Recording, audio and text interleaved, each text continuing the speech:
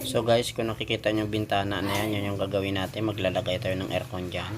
Yan siya. So bubutasan natin yan. Gawa natin paraan kung paano natin magawa yan na maipatungan ng ating aircon. Yan yung ating gamit. Yan. Yung vertical, bali pinutol ko lang tapos hiniga ko. Yan yung patungan ng ating aircon. Yan, nilibel ko na siya.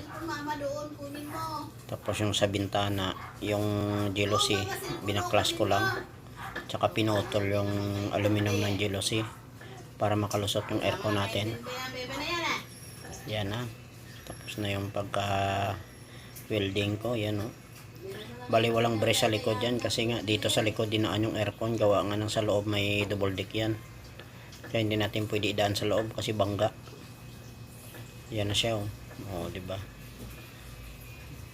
Yan. Ginawa na lang natin paraan yan. Nilagyan ko ng plywood. So hanggang dito na lang. Thank you.